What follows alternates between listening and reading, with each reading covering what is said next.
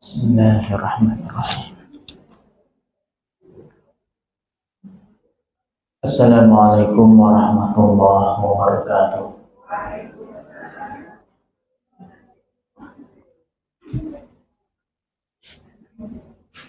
Alhamdulillah, Alhamdulillah hamdan katsiran thayyiban mubarakan fihi kama yuhibbu rabbuna wa yarda.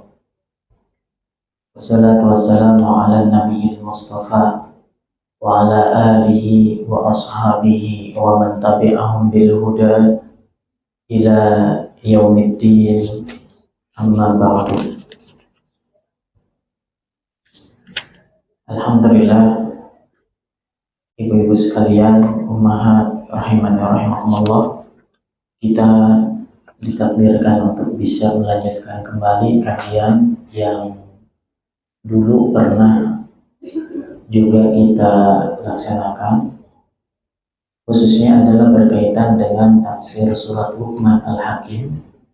Jadi ini sebenarnya berkaitan dengan tafsir, namun dikaitkan dengan pendidikan anak, yang mana tentu ibu-ibu sekalian yang sudah berkeluarga dan punya anak sangat membutuhkan ilmu tentang bagaimana pendidikan terhadap anak menurut perspektif agama Islam.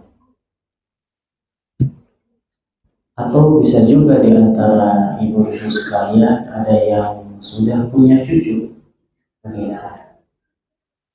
Belum ada ya? Sepertinya mayoritas. Berarti saya yang paling muda di sini.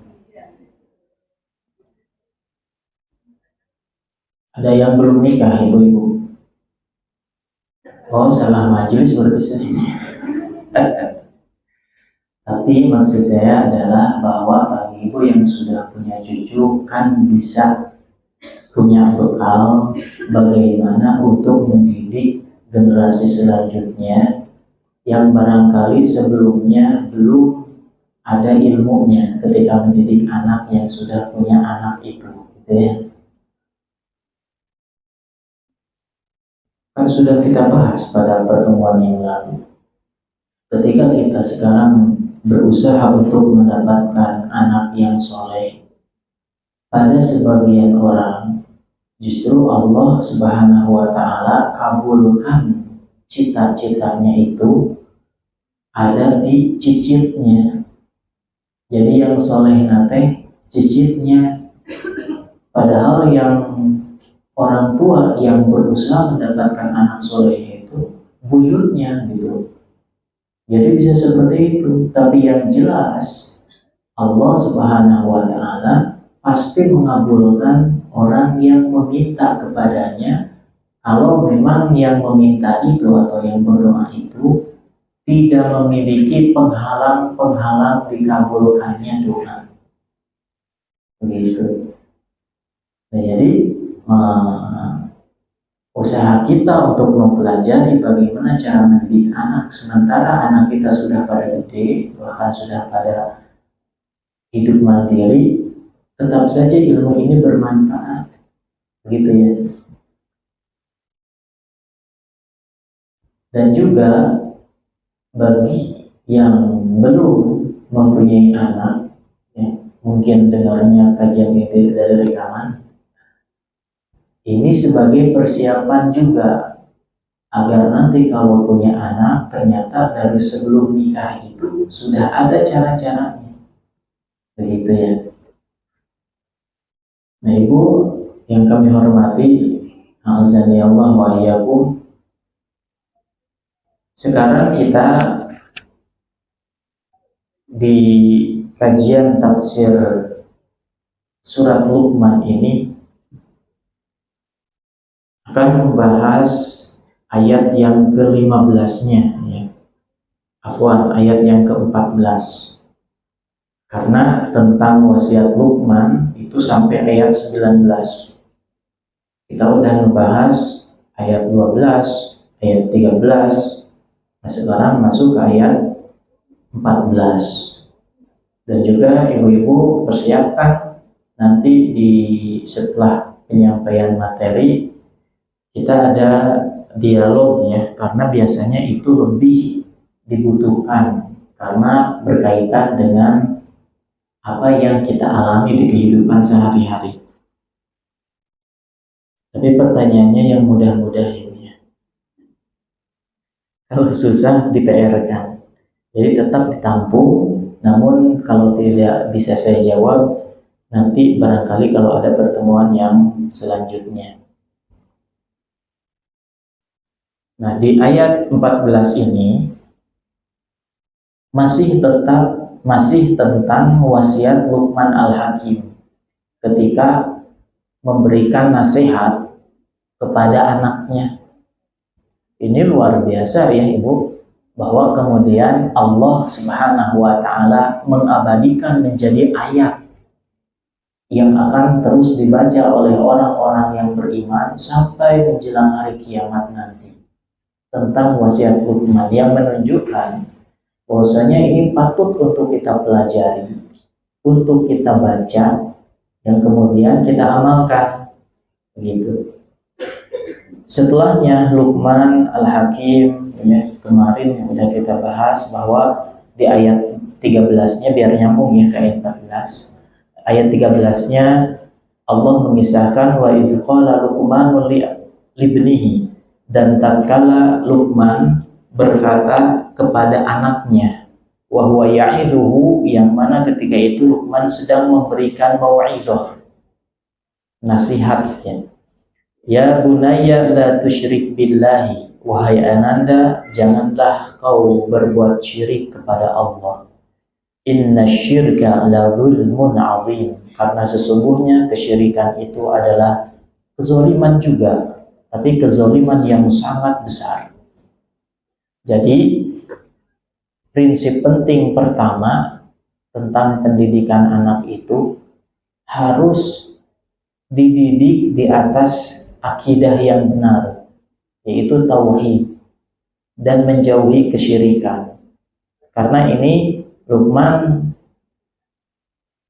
rahimahullah ya mengatakan la tusyrik billah. Di awal nasihatnya itu kaitannya tentang keyakinan, jangan kau berbuat syirik. Syirik itu apa? Syirik itu ketika seseorang menyamakan, misalkan Masya Allah wa syi'ta, kata Rasul, itu syirik. Apa Masya Allah wa syi'ta itu? Ketika seseorang mengatakan ini atas kehendak Allah dan juga kehendak kamu, nyebut kamu nanti kepada orang misalkan, jadi disamakan, ini atas kehendak Allah dan juga kehendak kamu. Kalau sekilas mah seperti biasa ya Bu ya, seperti biasa. Tapi menurut Rasul itu merupakan bagian dari menyekutukan Allah Subhanahu wa Ta'ala. Tapi ini masuk kategori syirik kecil, menyekutukan Allah tapi masih levelnya tidak besar. Begitu. Tapi tetap syirik. Begitu. Dan kemudian juga Ibu, misalkan ada orang ya yang orang nggak sadar, banyak yang tidak menyadari, seperti sabda Rasul Shallallahu Alaihi Wasallam tentang syirik yang harus dihindarkan ini adalah inna ruqa wat tamaim wat tiwalata syirkun. Sesungguhnya jampi-jampi, ruqa itu mantra ya, kalau bahasa kita atau bahasa baratnya itu jam-jawukan, Jawa Barat ya misalnya. Jadi jajampean yang gak jelas itu, dan juga watiwalah pelet, inna ruqa watiwalah watama, dan juga jimat syirkun, kata Rasul, adalah bagian dari kesyirikan. Nah itu syirik. Jadi ketika anak kita diberi kalung gitu ya, kalung yang ada jimat-jimatnya, itu bagian kesyirikan. Memang levelnya bukan seperti syirik atau musyrik menyembah patung, tidak sama levelnya. Menyembah patung tentu itu besar, syirik besar. Tapi ternyata yang seperti itu pun, yang tadi saya sebutkan, itu pun syirik. Kata siapa? Kata Rasulullah Sallallahu Alaihi Wasallam. Nah itu masuk kepada larangan apa yang dinasihatkan Luqman kepada anaknya, la tusyrik billah, jangan kau syirik. Artinya apa? Ketika kita mendidik anak kita, tapi justru dikasih kalung jimat-jimat, maka ini bertentangan dengan pendidikan Islam. Kan orang tua yang memakaikan kalung jimat itu ya, atau istilah lainnya wafiq, raja, isim, fi'il, harap atau apa gitu. Maka itu semua tidak boleh. Pernah di zaman Nabi ada emang itu tuh di zaman bahula ibu yang kayak gitu. Di sejak zaman Nabi ada orang kalau sakit panas itu di, dikalungin. Maka sahabat Nabi yang lain yang sudah dididik oleh Nabi langsung mencabut kalung tersebut. Innaha minal wahina, kata sahabat Nabi ini kepada orang lain yang pakai kalung jimat. Kata beliau, ini termasuk wahina, jadi sesuatu yang dianggap syirik. Begitu. Nah, itu ya pertama. Jadi memang anak-anak kita, kalau kita ingin mendidik anak-anak kita menurut versi pendidikan Islam, jauhkan dari kesyirikan. Begitu ya. Nah, selanjutnya saya izin dulu mau ke kamar mandi dulu Ibu. Sebentarnya. Lumayan pengajiannya 1 jam. Tahan-tahan mah. Punten.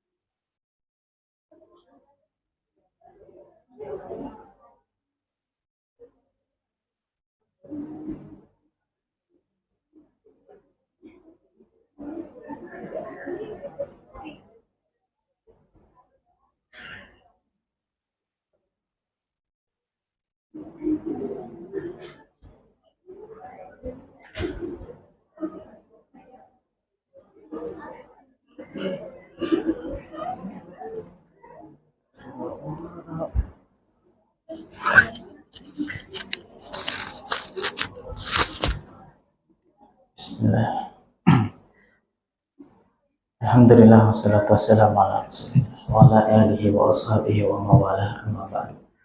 Ini khutbah kedua ya. Iklan heula. Swasta sebenarnya. Baik, kita lanjut. Jadi pertama kan ini sekarang judulnya tentang prinsip ya pendidikan anak di dalam Quran surat Luqman. Jadi yang pertama tentang harus menanamkan akidah yang kuat. Ya. Harus menanamkan akidah yang kuat. Dan akidah ini, Bapak Ibu ya, teman-teman sekalian, ketika sang anak dididik dengan akidah, maka mendidik anak itu tidak sesusah mendidik orang yang sudah dewasa. Jadi mendidik anak tentang akidah yang benar, ini tentang akidah yang benar, itu lebih mudah daripada mendidik orang yang sudah dewasa, yang sudah kena syubhat sehingga akidahnya rusak. Kenapa? Karena Rasulullah Shallallahu Alaihi Wasallam bersabda, "Ma min mauludin illa yuladu 'alal fitrah." Tidaklah yang dilahirkan itu melainkan pasti dalam keadaan fitrah. Jadi bayi yang lahir itu, kata Rasul Shallallahu Alaihi Wasallam, itu pasti fitrah. Fitrah itu apa? Dijelaskan oleh Imam Ibn Hajar Al-Asqalani ketika menjelaskan hadis tersebut, bahwa fitrah yang dimaksud adalah Islam. Adalah Islam. Makanya kalau ada anak bayi meninggal meskipun dari keluarga kafir, tetap saja kan mereka itu tidak akan masuk neraka ya, bayi yang meninggal meskipun di keluarga orang-orang kafir, bukan orang Islam, karena nggak ada dosa. Bahasa syariatnya, bahasa hadisnya fitrah mereka begitu. Kalau misalkan ketika masih bayi dimandiin dengan tata cara agama non-Islam itu ya, biar dianggap sebagai agama mereka, dibaptis, ini contoh, maka tetap saja anak nama fitrah gitu. Karena bayi tersebut ya dilakukan seperti itu, dimandikan dengan prosesi seperti itu bukan dengan keinginan dan kesadaran sang bayi. Maka seandainya meninggal, ya dianggap sebagai orang yang berada di atas fitrah, maka masuk surga berdasarkan pendapat yang kuat, gitu ya. Nah seperti itu. Maka bayi nanti akan tumbuh terus di atas fitrahnya sampai nanti ada yang merusaknya, sampai kemudian dirusak, sehingga rusaknya fitrah yang artinya Islam ya, yang maknanya juga adalah Islam, itu rusak fitrah tersebut ketika kemudian bayi itu semakin besar, semakin tumbuh, di atas tata cara agama lain yang merusak fitrahnya, sehingga kemudian bayi tersebut mulai menyadari dan memahami gitu kan. Bayi itu kan, anak itu tumbuh semakin bisa memahami, sampai nantinya pas sang anak tersebut semakin dewasa dan kemudian memahami dan kemudian mengikuti pemahaman selain dari fitrah Islam tersebut, maka keluarlah dia dari fitrah gitu. Jadi karena pengaruh luar gitu, seorang bayi berubah menjadi agama lain, fitrahnya rusak, itu gara-gara faktor luar. Lanjutan dari sabda yang tadi, Rasulullah Shallallahu Alaihi Wasallam setelahnya menjelaskan bahwa setiap yang dilahirkan itu berada di atas fitrah, yakni Islam, otomatis Muslim gitu. Maka kata Rasul, fa'abawahu yuhawwidanihi au yunassiranihi au yumajjisanihi. Maka kemudian kedua orang tuanya lah yang menyebabkan bayi yang di atas fitrah itu nantinya berubah menjadi beragama Yahudi atau Nasrani atau Majusi, penyembah api ya, agama Majusi zaman dahulu, penyembah api. Nah, kata Rasul Shallallahu Alaihi Wasallam, berubahnya seseorang yang tadinya ketika bayi berada di atas fitrah, kemudian menjadi memiliki keyakinan yang rusak, dan yang paling rusak adalah masuk ke dalam agama yang lain, maka itu gara-gara siapa? Fa'abawahu, kedua orang tuanya. Maka kedua orang tua inilah yang kemudian, tanda kutip ya, disorot, disalahkan oleh Nabi kalau ada manusia yang kemudian hancur akidahnya menjadi beragama Yahudi, Nasrani atau Majusi. Gara-gara siapa? Orang tuanya dulu. Nabi menyorotnya itu. Jadi pada asalnya penyebab anak itu rusak, bahkan sampai keluar dari fitrahnya, orang tua. Adalah orang tua. Jadi akidahnya rusak. Ustaz, dan nggak sampai keluar dari agama Islam, masih seorang Muslim, tapi ini mah tukang maksiat. Siapa yang disalahkan? Orang tua. Hula. Kecuali orang tuanya punya alasan nanti di sisi Allah Subhanahu wa Ta'ala. Contoh, ketika anaknya lahir, baru masih bayi, ayahnya meninggal, berarti yatim kan ya. Kemudian ibunya meninggal, yatim, jadi yatim piatu istilah kitanya. Intinya yatim kalau bahasa Arab. Kan bukan orang tua berarti yang ngurus, karena sejak bayi sudah meninggal kedua orang tuanya. Diurus siapa? Diurus oleh misalkan pamannya. Maka pamannya lah yang menyebabkan nanti anaknya gimana baik atau buruknya. Orang tuanya nanti di akhirat punya hujah, punya alasan kepada Allah Subhanahu wa Ta'ala ketika ditanya kenapa anakmu menjadi orang jahat seperti itu. Maka orang tuanya akan bilang, aku sudah meninggal ya Allah, engkau lebih tahu. Ketika anakku masih bayi, aku sudah meninggal. Nah, maka ketika itu kejelekan anaknya gak akan menyebabkan orang tuanya berat di hari kiamat.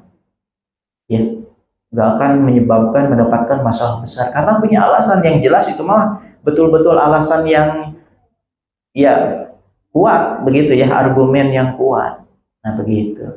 Maka dari sini Ibu, kita dapat mengambil pelajaran bahwa pertama kaitannya dengan penanaman akidah terhadap anak, bahwa anak-anak itu pada asalnya sudah berada di atas fitrah. Kata Imam Ibn Hajar, Islam. Kemudian dijelaskan oleh ulama yang lain, maksud Islam di sana adalah jadi anak tersebut seandainya dibiarkan begitu saja, tidak ada yang menggoda, tidak ada setan, tidak ada hawa nafsu, dibiarkan begitu saja tumbuh begitu, pasti dia itu siap melaksanakan ajaran Islam. Yang namanya baik Islam itu kan diantaranya yang penting dalam Islam itu syahadat, sholat, gitu kan, saum, haji, baitullah, menkawasa di jalanan. Nah ini kan bagi bayi nggak bisa melaksanakannya. Mau Islam gimana? Sholat juga enggak, syahadat juga enggak. Nah maka yang dimaksud adalah bahwa bayi itu nanti kalau dibiarkan begitu saja tanpa ada yang merusak fitrahnya, maka dia akan tumbuh siap melaksanakan Islam dan rela dengan ajaran Islam. Begitu. Oleh karena itu, Bapak Ibu sekalian, ketika seseorang jauh dari agama, dia melakukan kejahatan, maksiat, dosa, kemudian dia misalkan tobat, maka dia akan merasakan ketenangan dan seolah-olah kembali ke rumahnya yang sudah dia tinggalkan. Jadi ada ketenangan. Demikian juga orang misalkan yang menyimpang, melakukan ajaran agama Islam, melakukan penyimpangan, tiba-tiba dapat hidayah, mengamalkan Islam nanti jadi sesuai Al-Quran dan Sunnah. Sebelumnya berbagai penyimpangan dilakukan. Nah, ketika menemukan Islam sesuai Al-Quran dan Sunnah, Islam yang sebenarnya, dia akan merasakan sesuatu yang telah lama hilang ternyata ditemukan kembali. Jadi gitu. Jadi ada ketenangan. Demikian juga orang yang keluar dari agama Islam atau dididik di keluarga non-Islam, kemudian dia masuk Islam, maka dia akan menemukan sesuatu yang seolah-olah lama ada baheula teh asa aya di dalam diri saya teh gitu. Tapi kok kemana dan sekarang saya temukan kembali. Akhirnya orang yang masuk Islam dengan penuh ketulusan, dia akan merasakan ketenangan yang luar biasa, seolah-olah telah kembali pulang dari pencariannya yang jauh gitu. Nah, seperti itu. Maka anak kecil itu selalu happy kan gitu, karena dia berada di atas fitrah, happy sampai kemudian ketemu lingkungan, ketemu orang-orang, dia mulai mendapatkan problem. Melihat pandangan-pandangan bayi itu kan dididik misalkan dengan film-film, mulai cara berpikirnya itu berubah yang tadinya fitrah. Tapi yang namanya anak-anak, ya, meskipun udah mulai kenal dunia, tetapi tidak senumpuk sebanyak dunia yang kita kenal sebagai orang dewasa. Kan betapa banyak dunia yang kita lihat. Kemudian juga hal-hal yang memang memalingkan dari fitrah yang benar. Banyak orang dewasa. Maka ketika didakwahin teh rada susah. Ketika dikatakan misalkan bahwa langit dan bumi ini hujan ini turun dari Allah. Maka orang dewasa, orang dewasa mah gitu. Apaan hujan teh asalnya dari penguapan air laut. Nah gitu. Orang dewasa.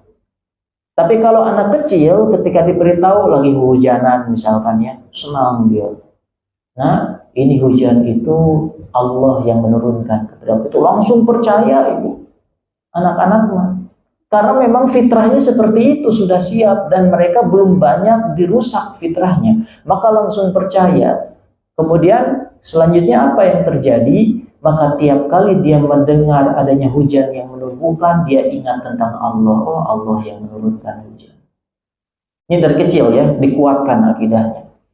Kemudian nanti ketika dewasa, mulai pelajaran biasa nama SMP atau SMA, mulainya bahwasanya air hujan itu bersumber dari penguapan air laut yang kena sinar matahari menguap, kemudian ditiup angin masuk ke darat, ke area wilayah daratan. Maka kemudian di darat si air yang menguap itu ngucur lagi ke bumi, itu ya, karena sinar matahari dan sebagainya. Orang atau anak yang kemudian sudah dikuatkan akidahnya akan kemudian berpikir, oh semua itu diaturnya oleh Allah. Ketika air laut menguap, itu oleh Allah diuapkan melalui sinar matahari. Kemudian Allah pun mengirim angin. Begitu. Jadi dikaitkannya ke Allah gitu. Tapi orang yang ketika masih kecil akidahnya tidak dikuatkan, apa yang terjadi? Yang terjadi dia hanya melihat dunia ini terjadi hanya karena kebetulan, by accident cek baru dapat, atau dengan kebetulan. Kemudian makhluk berkembang karena evolusi. Begitu. Karena apa? Memang dari kecilnya tidak dikuatkan dengan akidah. Sebenarnya ibu bapak yang kami hormati, rahimakumullah, bahwa kemudian ilmu fisika, ilmu biologi itu kalau ilmunya fakta, kalau sesuai dengan fakta seperti tadi air hujan begitu ya, sesuai dengan fakta. Ketika anak yang sudah dibekali akidah, maka fakta itu akan senantiasa mereka kaitkan dengan Allah Subhanahu wa Ta'ala. Tidak malah menyebabkan mereka ateis, tidak percaya Tuhan. Begitu. Oleh karena itu berbahagialah ketika anak-anak yang ketika kecilnya difokuskan atau dikuatkan pembelajarannya dengan akidah. Di rumahnya dikuatkan akidahnya. Kemudian ketika nanti dia menjadi para ahli sains misalkan, dia pun menjadi anak orang-orang ilmuwan yang berakidah dengan kuat dan banyak. Memang lebih banyak yang kufurnya gitu.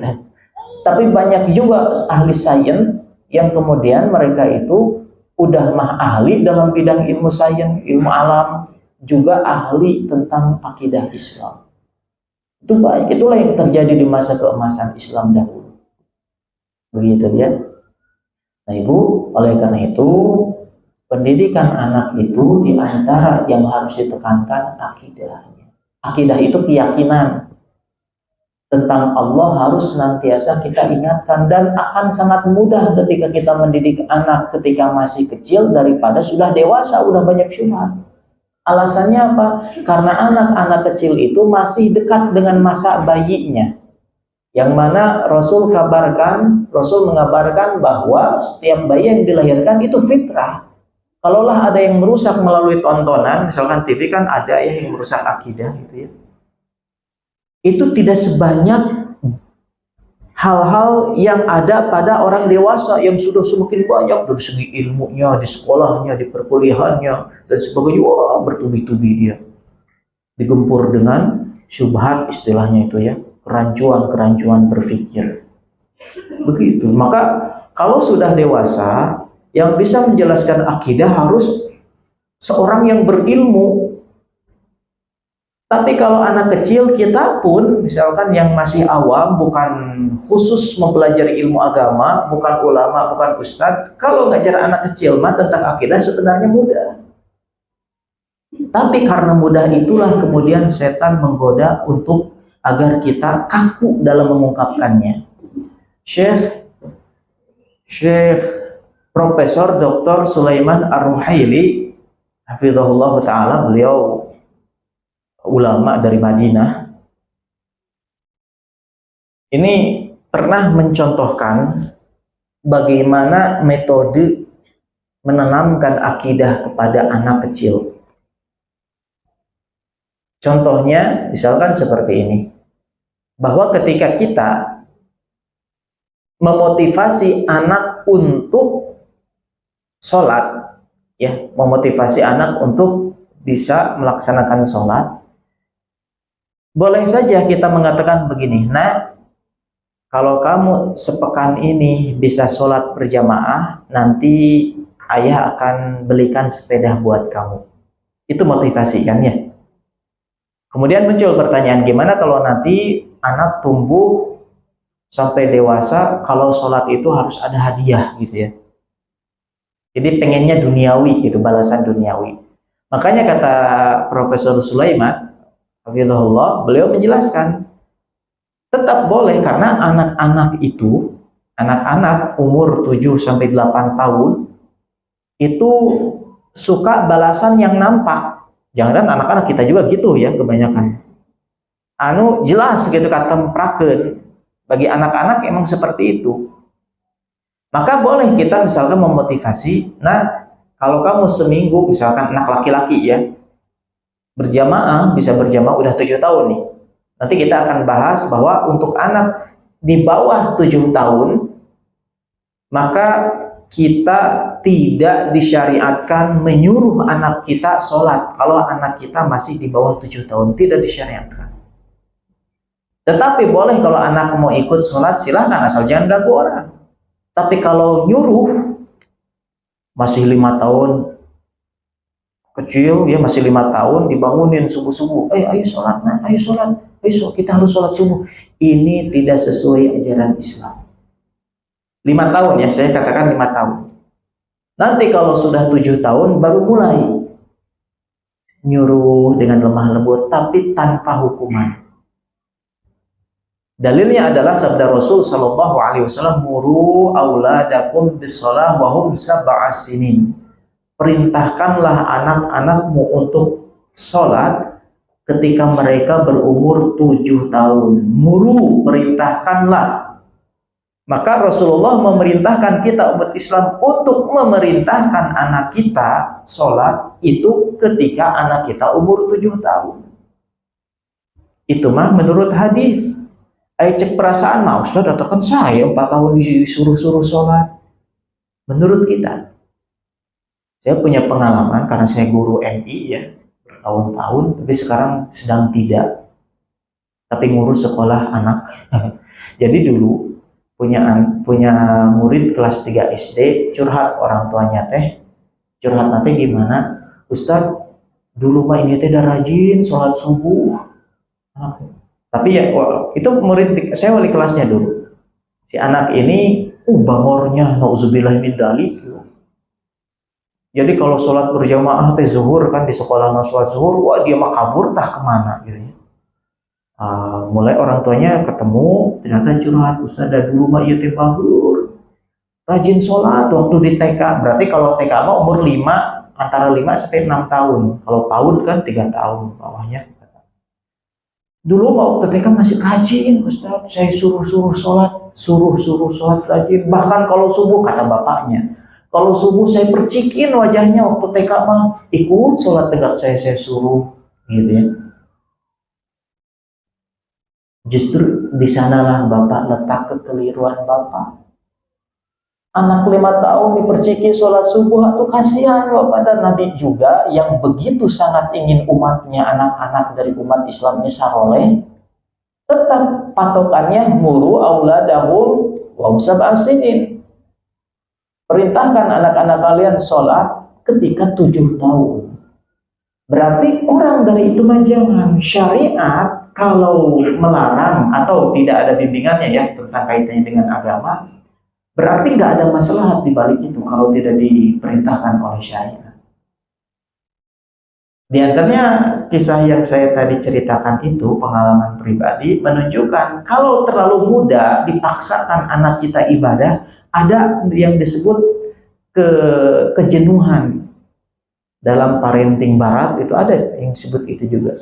Jadi anak itu akan jenuh karena dia dipaksakan melakukan yang tidak sesuai dengan kemampuannya. Masih kecil dipercikin untuk sholat subuh gitu, yang gede saja susah. Kita saja, orang lain yang dewasa susah sholat subuh, dipercikin juga langsung meluk, guling lagi gitu. Maka ketika itu apalagi anak kecil yang jiwanya masih lemah, dipaksa lagi tidur, enak diperciki, dibangun, bangun dan ikut sholat kata bapak tadi ya, bangun ikut sholat berjamaah itu terus terjadi. Tapi efeknya apa? Ada waktunya dia itu memberontak anaknya itu, lelah dengan semua ini karena terlalu muda dia. Maka tatkala anak ini bisa untuk lari, dia akan lari. Itulah di umur kelas 3 kan udah mulai kuat ya badannya, dia bisa lari. Masih bayi atau masih balita itu yang tadi saya sebutkan, itu kan masih nggak bisa lari dia, kasihan. Nah ada ilmu ternyata gitu ya, ada ilmunya, makanya seperti itu. Nah demikian juga akidah. Nah balik lagi ke masalah akidah ini masih tentang prinsip akidah dalam mendidik anak. Kemudian Syekh Sulaiman berusaha saya mencontohkan ketika anak sedang kita didik dalam rentan umur 7 sampai 10 tahun itu dengan motivasi, bisa dengan tadi saya contohkan, ini contohnya dari saya, lupa Syekh Sulaiman itu memberikan contoh, pokoknya hadiah gitu, ngasih hadiah. Nah kalau kamu sepekan bisa sholat berjamaah, ini laki-laki anaknya contohnya, maka nanti ayah bakal ngasih sepeda. Kan seneng tuh, semangat si anak itu sholat berjamaah karena ingin dapat sepeda. Wajar karena anak-anak pengen balasan yang emang kelihatan begitu, wajar, boleh seperti itu, boleh. Tetapi bolehnya itu dengan syarat kaitkan dengan Allah Subhanahu wa Ta'ala. Maksudnya gimana? Nah contoh ya, kalau kamu nanti sholat bisa berjamaah sama ayah sepekan saja, seminggu, nanti dikasih sepeda. Karena kalau kamu, nah lanjutkan, kata-katanya lanjutkan. Karena kalau kamu rajin sholat, menyembah Allah, beribadah kepada Allah, nanti Allah ngasih rezeki ke ayah buat beli sepeda. Nanti dihadiahkan ke kamu ya. Jadi ada Allahnya itu dikaitkan. bahwa hadiah yang akan diberikan itu adalah rezeki dari Allah karena kita berbuat kebaikan. Maka apa yang terjadi nanti anak misalkan berhasil target sepekan dia sholat berjamaah dan dapat hadiah, dia senang, dia bingung, senang, ceria. Tapi karena kata ayahnya diwanti-wanti, ini teh dari Allah karena kamu sudah ibadah yang bagus, yang utama, maka Allah ngasih rezeki ke ayah, terus ayah ngasih hadiah ke kamu. Emang agak muter, tapi silahkan dibahasakan inti nama, dikaitkan kepada Allah, karena nanti ketika sang anak senang dapat hadiah, dia pun ingat, ini rezeki dari Allah Subhanahu wa ta'ala. Dan ini mudah untuk men-setting keyakinan anak seperti itu mudah, karena anak-anak masih dekat dengan masa fitrah. Dia masih berada di atas fitrah. Maka tiap kali dia main sepeda tersebut ya hasil hadiah itu, ingat, oh ini teh dari Allah karena saya sudah beribadah dengan baik. Nah seperti itu. Memang keliru kalau kita hanya mengatakan, nah kalau kamu sholat sepekan nanti dikasih hadiah sepeda, titik. Nah ini yang keliru, karena itu mendidik anak untuk selalu ingin mendapatkan duniawi dalam amal ibadahnya. Tetapi kemudian kalau dilanjutkan, ini nanti dikasih sepeda ini karena dari Allah, ngasih rezeki ke ayah karena kamu sudah berbuat ibadah yang sempurna. Itu ya. Nah itu contoh sederhana menanamkan akidah kepada anak, menanamkan cinta kepada Allah. Karena ketika dia senang, ya si anak itu senang mendapatkan hadiah, dia diingatkan kepada Allah. Nah itu contohnya. Maka tadi saya contohkan juga ketika anak hujan-hujanan itu kan senang ya anak-anak. Sesekali misalkan tidak mengapa hujan-hujanan. Kalau dilihat hujannya itu normal gitu. Tapi kalau hujannya itu dor-dor gelap bentar, ya bahaya juga gitu ya.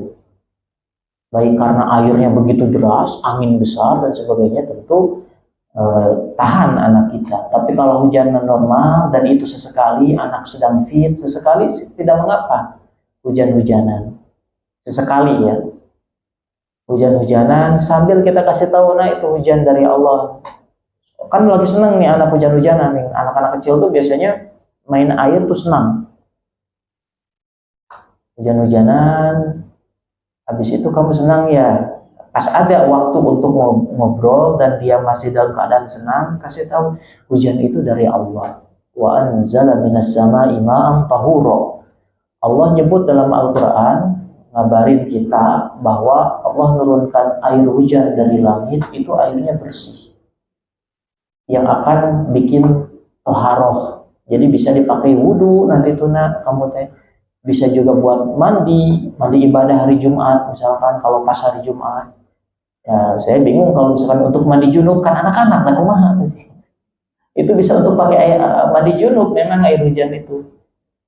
Nah, anak-anak yang gak nyambung. Nah, seperti itu. Jadi kaitkan semuanya dengan Allah Subhanahu wa ta'ala dan anak akan mudah untuk menyerapnya, meyakininya, karena anak-anak masih berada di atas fitrah. Oleh karena itu, ketika anak-anak kita masih kecil, cucu ibu masih kecil, nanti lagi senang itu kaitkan dengan Allah. Nah ini dari Allah, rezeki dari Allah, gitu ya. Alhamdulillah ya, gitu ya. Kaitkan terus, dan itu bukan kata-kata yang kalau menurut orang dewasa pasti sekilas aja gitu. Itu ngapain sih gitu? Ini teh dari Allah, ngapain sih? Gitu. Orang-orang dewasa yang penuh dengan syubhat bakal gitu biasanya, anak-anak muda gitu ya, yang sudah banyak terpapar oleh syubhat-syubhat, kalau mereka itu susah untuk menyebut kata Allah Subhanahu wa ta'ala dalam setiap kenikmatan. Gitu. Nah, oleh karena itu, mumpung anak masih kecil, kaitkan. Dibiasakan, nah seperti itu ya. Nah, itu kaitan tentang prinsip pertama, makanya Luqman Al-Hakim mewanti-wanti, memberikan nasihat kepada anaknya, la tusyrik billah, jangan kau berbuat syirik. Ini kata sederhana tapi Rinciannya seperti diantaranya yang barusan kita bahas. Jangan berbuat syirik, kuatkan akidah, jangan sampai ada yang merusak akidah.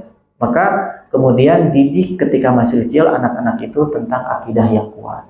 Tadi kan saya sebutkan, ketika akidah sang anak sudah kuat, di antara bentuk akidah yang bagus itu adalah merasa diawasi oleh Allah Subhanahu wa taala.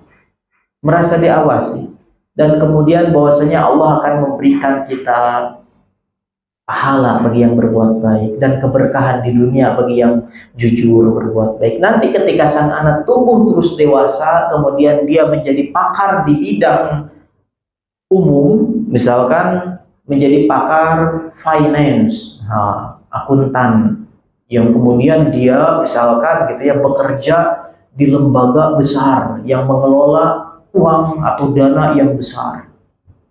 Karena dari kecil udah kuat akidahnya, ketika dia menjadi seorang akuntan yang ahli, profesional, dia betul-betul menjaga amanat itu. Karena tahu meskipun dia bisa mengutak-atik data tanpa bisa kemudian diketahui oleh ketuanya, tanpa diketahui oleh masyarakat, tanpa diketahui oleh pengadilan, bahkan dia bisa ngambil keuntungan gitu ya, memanipulasi data karena dia profesional akuntansinya, kan bisa. Atau bahasa sederhananya korupsi dengan profesional gitu, kan itu mengolah data itu sampai miliaran gak diketahui gitu ya, triliunan gak diketahui. Ini harus seorang ahli. Maka ketika sang ahli ini tidak memiliki akidah yang kuat, apa yang terjadi? Itulah yang terjadi. Keahliannya digunakan untuk merusak bangsa. Keahliannya digunakan untuk merugikan banyak orang. Tapi ketika seorang anak dididik dari kecil tentang akidah, kemudian dia tumbuh menjadi seorang ahli, nanti ahli apapun itu, maka keahliannya akan digunakan untuk mendapatkan derajat tertinggi di akhirat.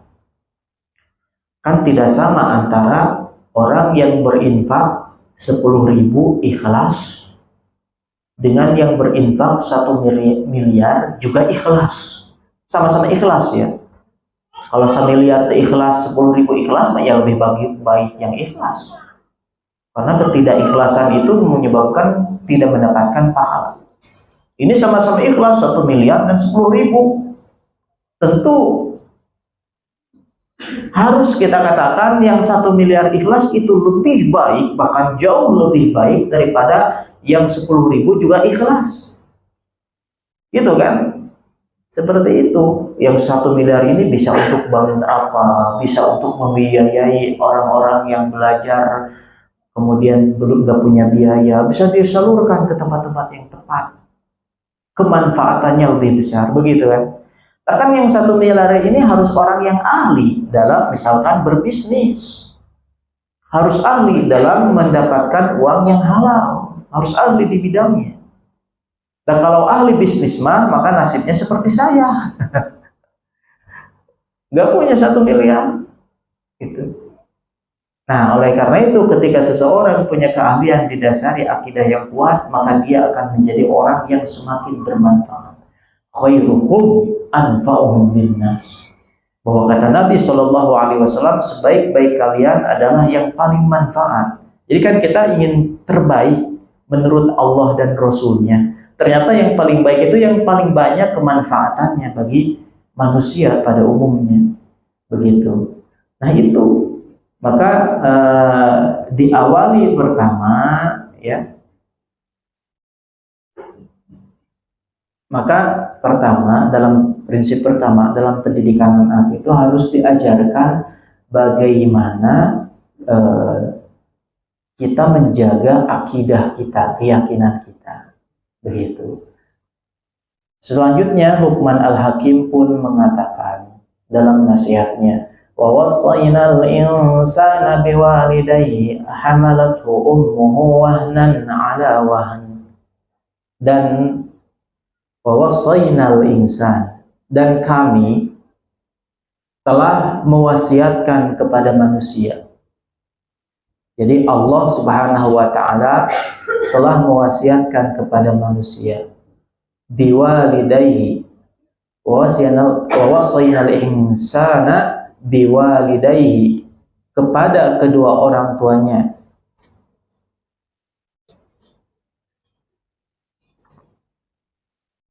Ya, sebentar ya.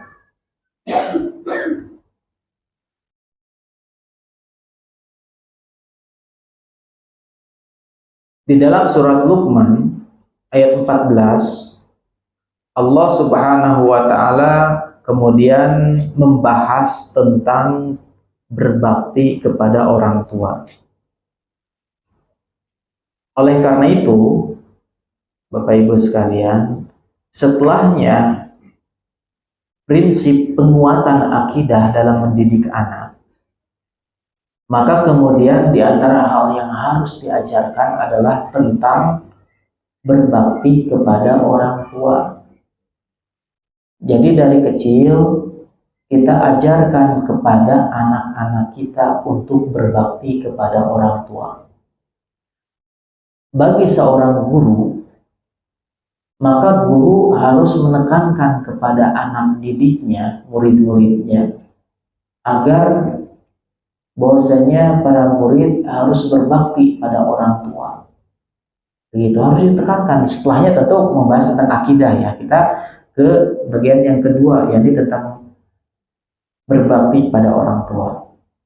Maka Allah berfirman dalam ayat 14, dan kami perintahkan, yang artinya dan kami perintahkan kepada manusia untuk berbuat baik kepada kedua orang tuanya, ibu bapaknya. Ya, kemudian lanjutan ayatnya yang kemudian ini merupakan salah satu metode bagaimana agar orang itu terdorong untuk bisa berbuat baik kepada kedua orang tuanya.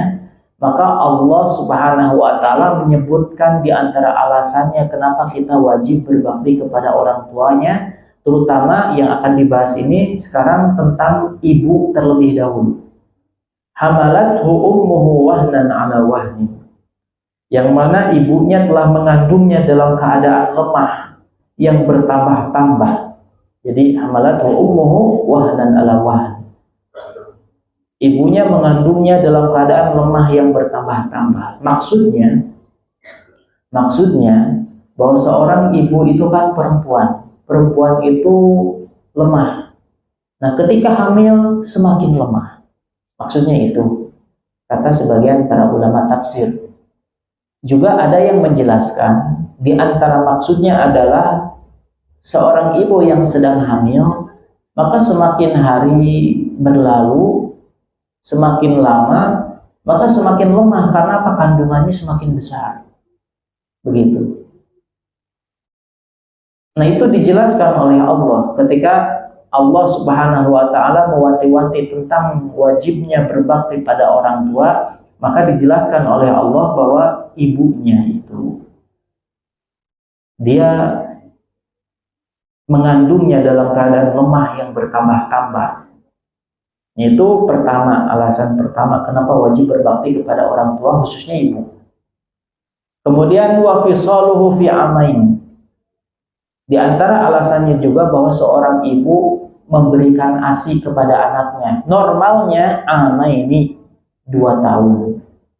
Maka ini hak bagi bayi untuk mendapatkan ASI, yang dengan itu maka nanti sang bayi akan betul-betul diwajibkan atau semakin harus untuk berbakti kepada ibunya. Karena apa? Diartinya hamil, jelas kalau hamil nggak bisa ditawar-tawar, dalam artian ya 9 bulan nggak bisa, saya mau 6 bulan saja kan. Beda dengan memberikan ASI. Sebagian orang tua kan baru 6 bulan disapih saja begitu ya. Tapi ternyata hak normal bagi bayi itu 2 tahun.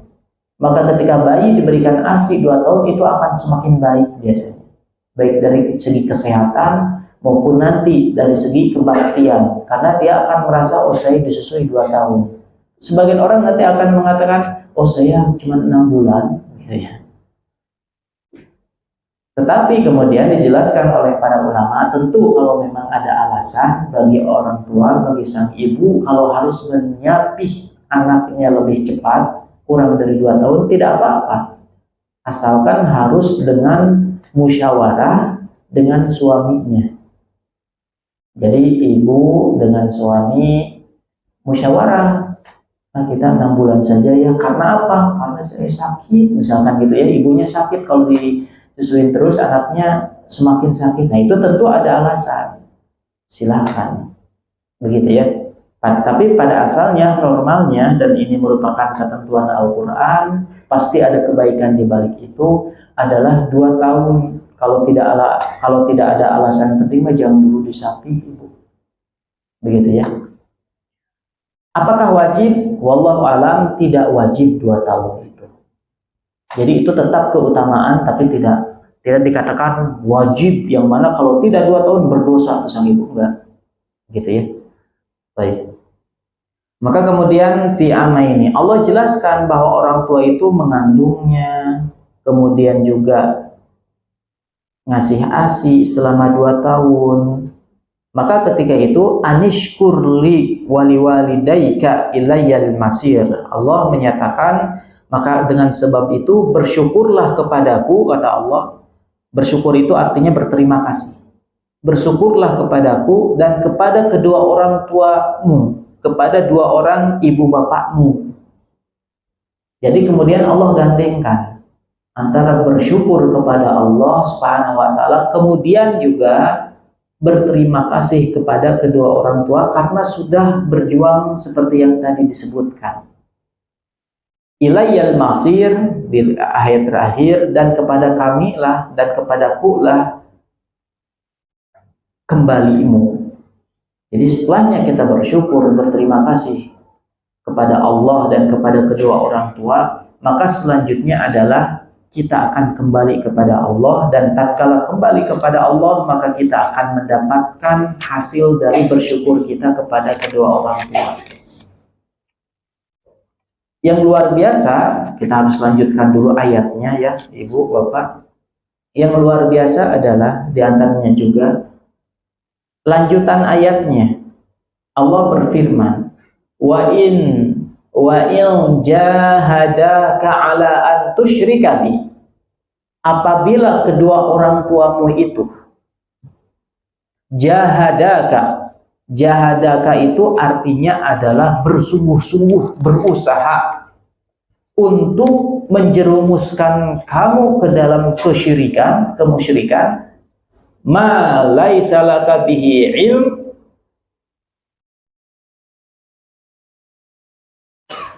tentang sesuatu yang tidak ada pengetahuanmu tentang itu, fala tuti'huma, maka jangan kau taati perintah syiriknya itu.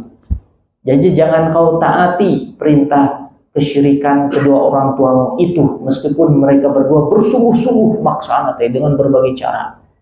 Jadi jahadaka itu dalam bahasa Arab bersungguh-sungguh. Jadi bukan cuma nyuruh, kamu lakukan ini dong, bawa nih jimat. Itu mah bukan bersungguh-sungguh, itu mah nyuruh aja biasa. Tapi kalau jahadaka, kata Allah, apabila kedua orang tuamu itu bersungguh-sungguh maksa, dikalungkan, dipaksa, dicekik, dan dipegang gitu ya, fala tuti'huma, jangan kau taati. Mau orang tuanya ngancam kamu, kalau nggak taat, tidak melakukan kesyirikan ini, ya bahasa kita ya kesyirikan, pokoknya melakukan amalan itu yang ternyata syirik, maka kamu durhaka, kualat gitu kan. Nah, itu paksaan. Tapi Allah berfirman, fala tuti'huma, jangan kau taati. Nah, kemudian kata Syekh Abdul Razak, ya, profesor doktor juga beliau, sebagian orang salah memahami ketika Allah memerintahkan untuk tidak mentaati kedua orang tua yang memaksa melakukan dosa besar, maka maksud tidak mentaati tersebut jangan diartikan maka durhakalah kepada kedua orang tua yang seperti itu. Tidak dimaknai seperti itu. Tidak taat, ya tidak taat, cukup menghindar. Jangan sampai kemudian kita teriak-teriak durhaka gitu, mencela orang tua, dasar orang tua musyrik sampai melotot, ahlu bid'ah gitu, sampai melotot. Tidak seperti itu kata para ulama ahlu sunnah. Tapi cukup tidak ditaati, kita menghindar, tidak melakukan. Punten gitu, Bu, ini tidak boleh. Atau cukup diam saja menghindar, jangan melakukan, jangan taat. Begitu. Fala tuti'huma, jangan kau taati. Maka dari sini ada kaidah penting Ibu ya. Innamat ta'atu li makhluqin fi ghairi ma'siyatil khaliq. Ini makna dari hadis Nabi Shallallahu Alaihi Wasallam. Dalam hadis juga ada disebutkan la ta'ata li makhluqin fi ma'siyatil khaliq. Tidak boleh taat kepada makhluk, apakah itu orang tua atau suami gitu ya, atau atasan, bos, atau ustadz gitu ya. Pokoknya makhluk, tidak boleh taat kepada makhluk ketika mereka memerintahkan sesuatu yang melanggar agama. Maka ketika kita tidak mentaati orang tua yang memaksa kita melakukan pelanggaran agama, kita nggak taat nih, maka kita tidak disebut durhaka. Dan kalaulah ketika kita tidak taat karena memang dipaksa berbuat maksiat, kita tidak taat, kemudian didoakan oleh orang tua dengan doa kualat atau apa gitu ya, ditakut-takutin, maka insya Allah itu tidak akan terjadi. Doanya tidak akan dikabulkan. Yang bikin kualat kan Allah. Sementara Allah memerintahkan kita jangan mentaati orang tua yang memerintahkan kepada dosa. Ya syirik itu kan dosa. Maka ketika misalkan orang tua mendoakan nyumpahin gitu ya, bahasa kita ya, nyumpahin kejelekan, ngedoain jelek gitu ya, ngedoain kualat, maka itu tidak akan mempan insya Allah bagi orang yang memang lebih mentaati Allah, karena kejelekan, karena kualat, karena doa-doa yang buruk itu kan dari Allah sebenarnya pengabulannya. Kalau Allah memerintahkan seperti ini, maka kita sedang mentaati Allah Subhanahu wa Ta'ala, maka doa orang tua tidak akan sampai.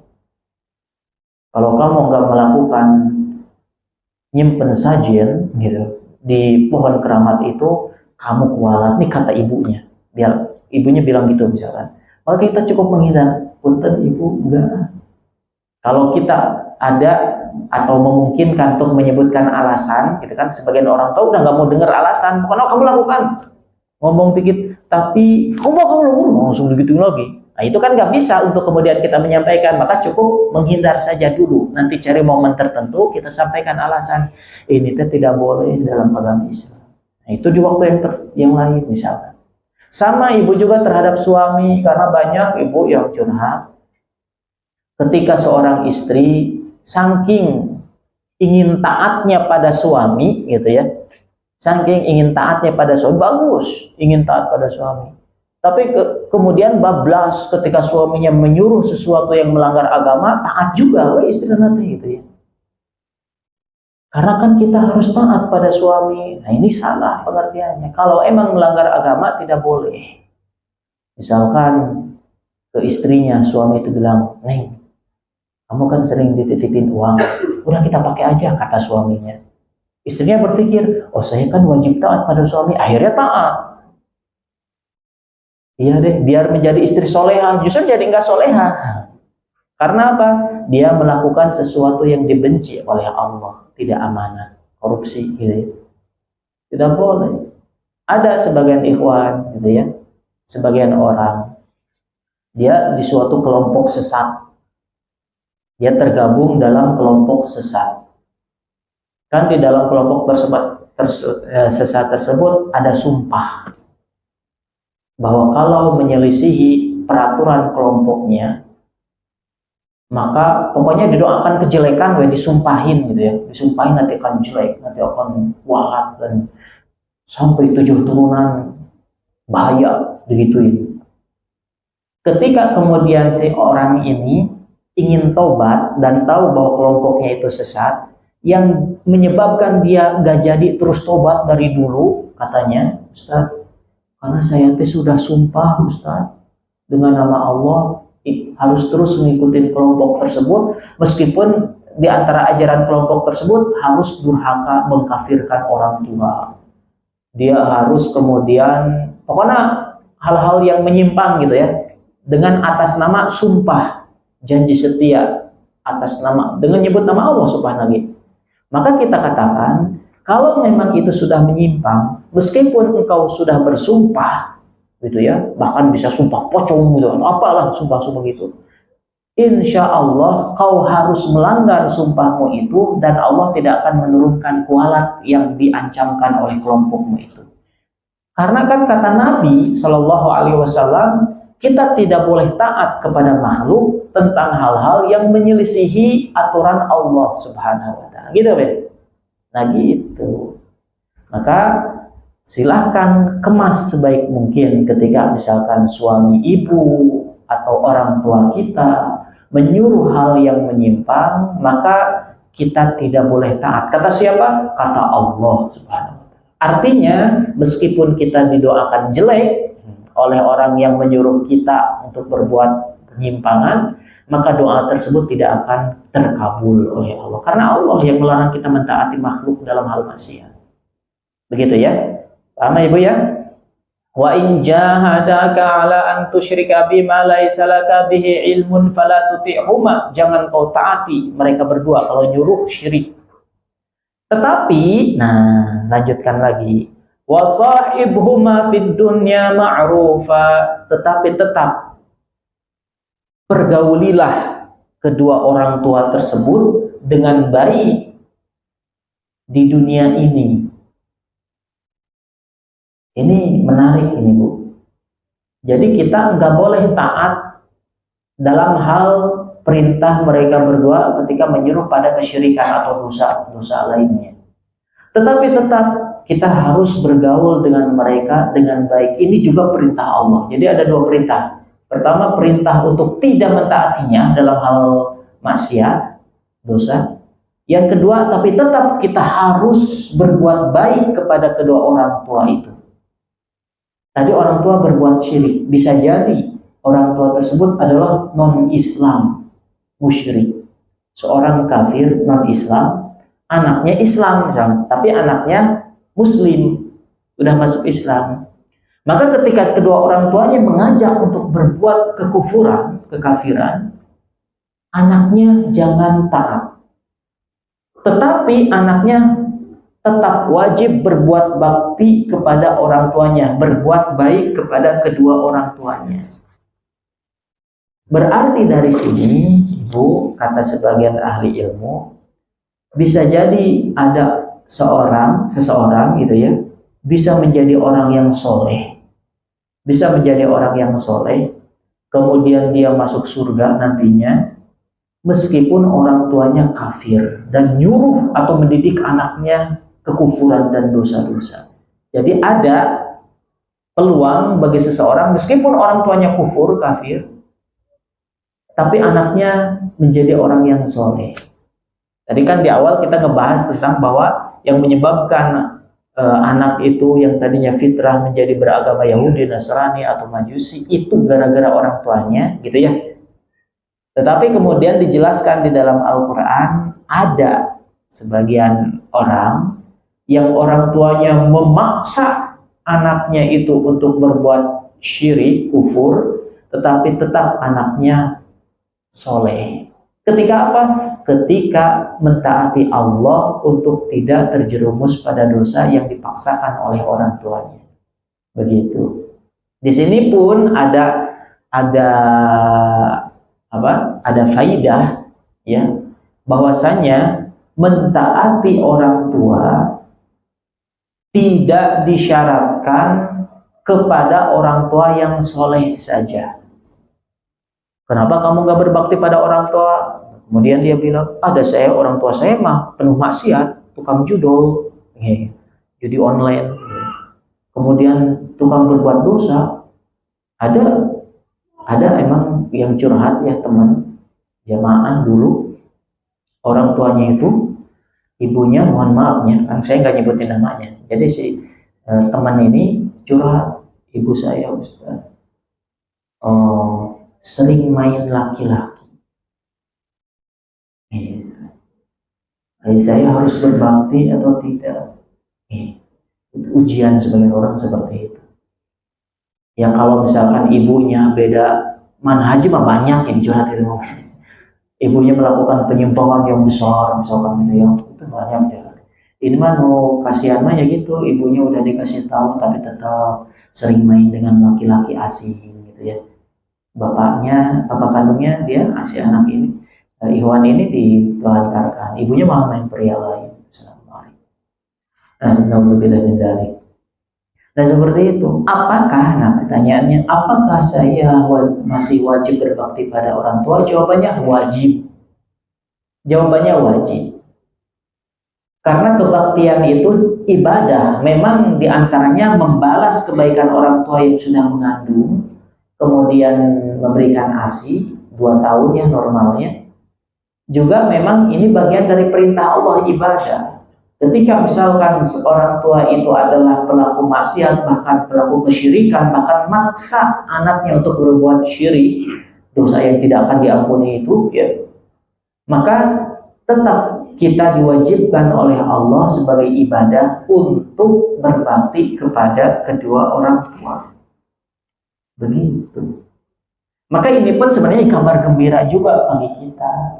Seandainya kita merasa sebagai orang yang tidak baik, Ustadz saya mah atau orang biasa saja, tapi ingin punya anak yang luar biasa, apakah itu memungkinkan? Jawabannya memungkinkan. Kita pengen punya anak yang besar gitu, yang derajatnya di sisi Allah, sementara kita merasa diri kita mah Ustadz seperti ini, di lingkungan yang tidak baik, belum punya teman yang baik, hanya bisa ketemu teman baik pas ngaji saja. Sisanya lingkungan keluarga yang ya seperti ini. Apakah mungkin ada kesempatan punya anak atau cucu atau keturunan yang baik? Jawabannya punya. Kita punya peluang. Karena di sini Allah Subhanahu wa taala menyebutkan tentang cara menjadi orang yang soleh ketika orang tuanya maksa berbuat dosa besar kesyirikan. Begitu.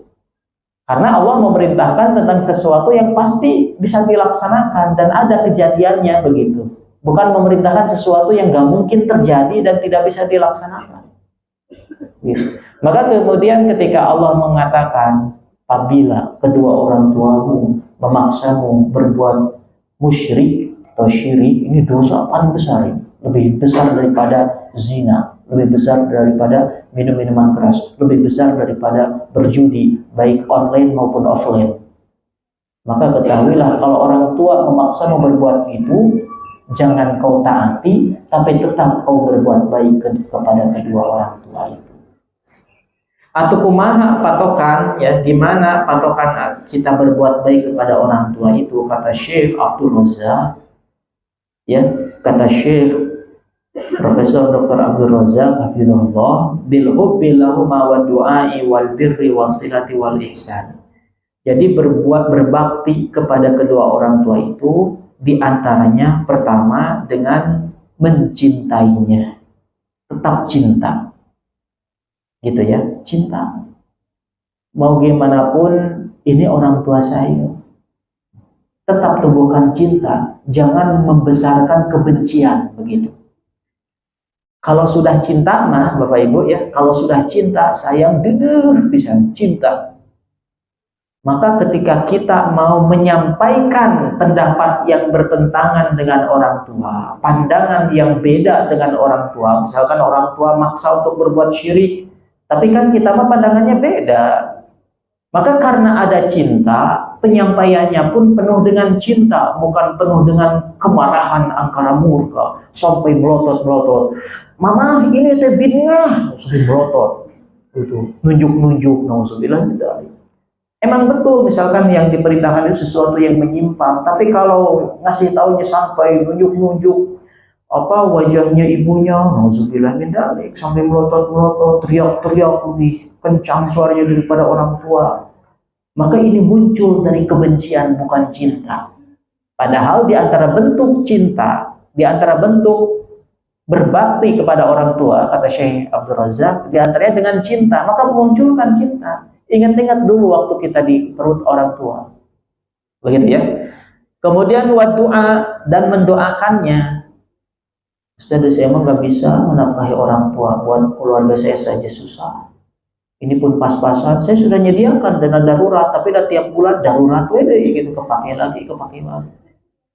Ya, dana darurat gitu kan, kepake lagi. Maka Kalau doa mah semua orang bisa. Maka di antara bentuk berbakti pada orang tua teh kata Syekh Abdul Razak dengan mendoakan. Gitu ya, dengan mendoakannya. Ustaz, saya nggak bisa ngasih sedekah kepada orang tua, nggak bisa mengurusi orang tua karena orang tua saya sudah meninggal. Tapi kan berbakti masih wajib, gimana caranya? Maka berdoa, doakan kedua orang tua, begitu ya. Jadi cara berbakti kepada orang tua yang sudah meninggal, orang tua saya kan sudah meninggal, bapak saya rahimahullah sudah meninggal. Maka cara berbaktinya mendoakannya, begitu. Maka tentu ibu-ibu yang sudah punya cucu biasanya orang tuanya sudah lebih dulu, begitu. Masih ada kewajiban berbakti pada orang tua dengan mendoakannya, begitu ya. Caranya dengan mendoakannya. Wal birri, berbuat baik, pokoknya yang dipandang baik menurut kita itu lakukan kepada orang tua. Yang berkata lemah lembut itu berbuat baik kan. Kemudian ngasih sebagian rezeki kita setelahnya bagi suami kan, bagi kita laki-laki kan wajib pertama menafkahi istri, anak dulu wajib. Kalau punya lebih surplus, wah biayanya dana darurat masih aman, tapi masih juga lebih berlebihan gitu nantinya.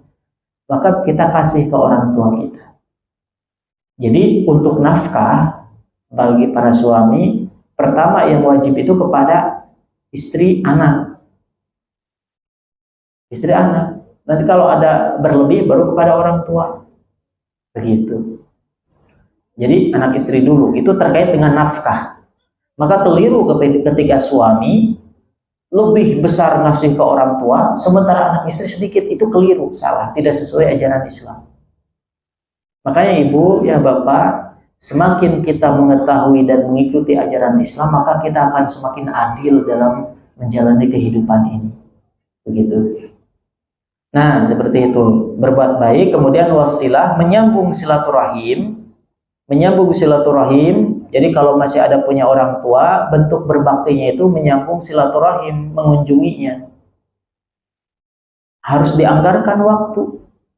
Kalau masih bisa sepekan sekali, karena memang masih satu kota, sepekan sekali, gitu ya.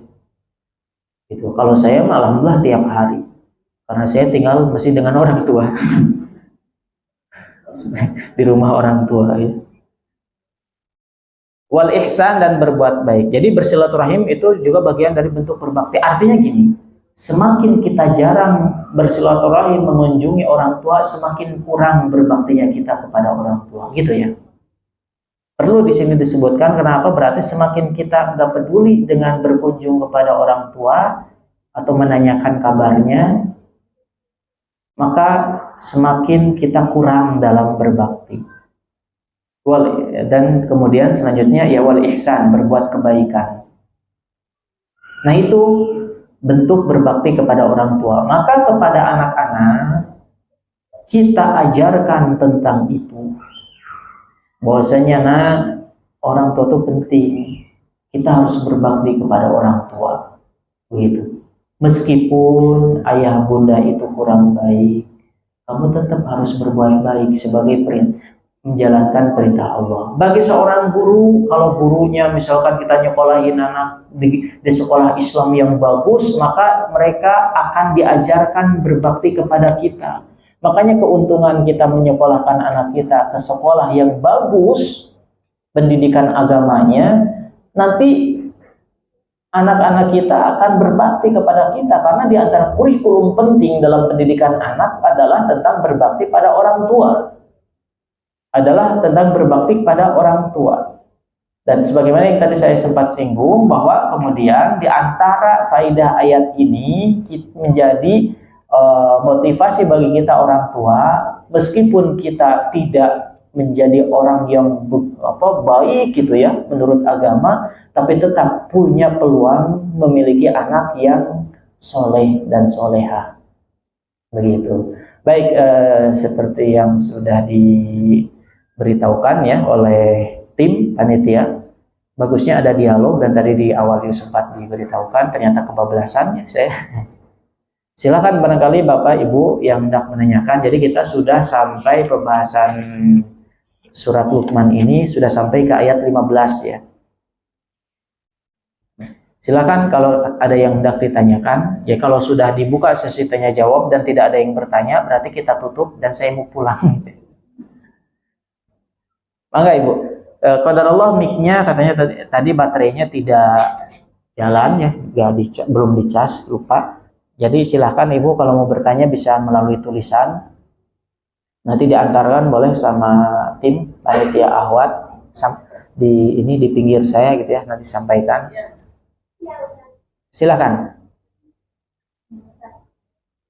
Ya, kedengaran Mbak Jalan. Oh, lupa pertanyaannya. Dikumpulkan dulu ada ya ini. Ya. Nah, ya, syukuran. Oh, banyak ini mah. Banyak tuh. Di dalam kan?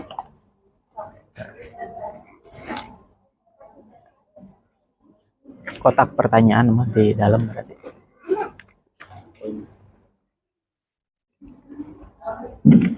Ya, kasih. Baik, ada yang mau bertanya langsung dulu nggak Bu? Mangga Ibu. Iya kedengaran. Mangga. Waalaikumsalam warahmatullahi wabarakatuh.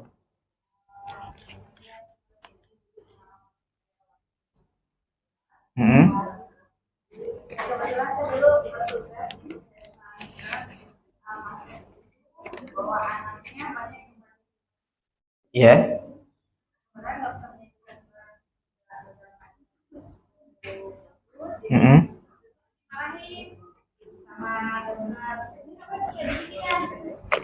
Ya. Hai. Jadi kami sendiri kan kaget gitu. Ya.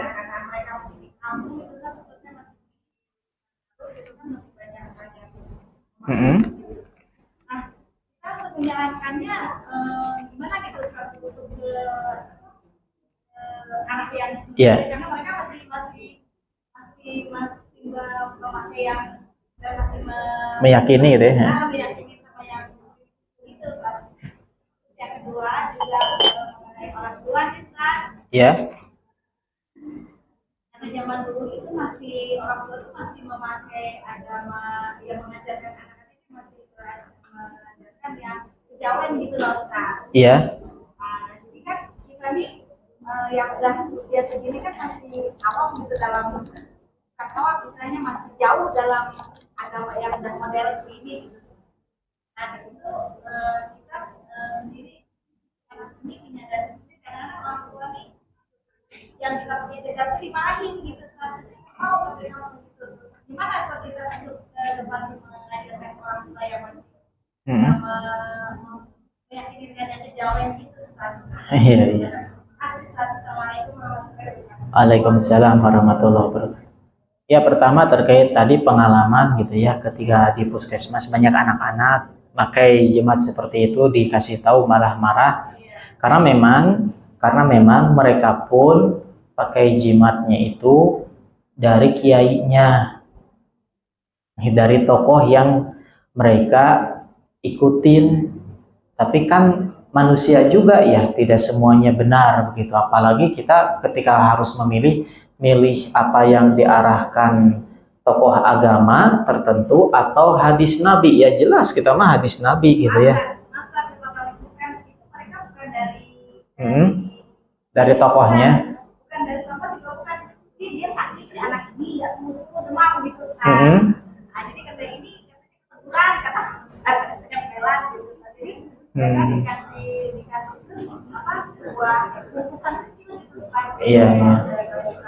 Bikin sendiri begitu ya? Enggak, dari orang pintar. Katanya orang pintar kayak gitu. Iya, paham.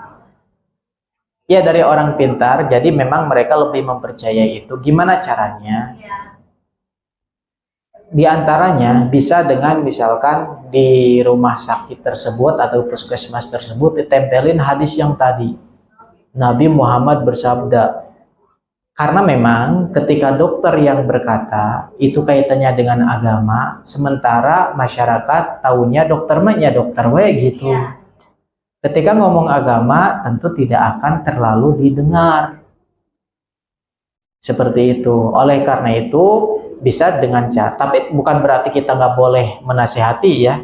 Tetap saja kita kasih tahu agar lebih kuat dasarnya, maka sambil tunjuk ke poster misalnya atau tulisan ditempel tuh kata Nabi seperti itu, udah aja. Kalau memang kemudian masih kekeh karena memang kan yang namanya penjelasan nggak bisa sekilas ibu ya, sementara itu bukan pengajian gitu ya, nggak bisa kita ceramahin, apalagi dokternya juga kan secara umum saja taunya ini syirik aja penjelasannya ya kata ustadz saya nanti gitu kan maka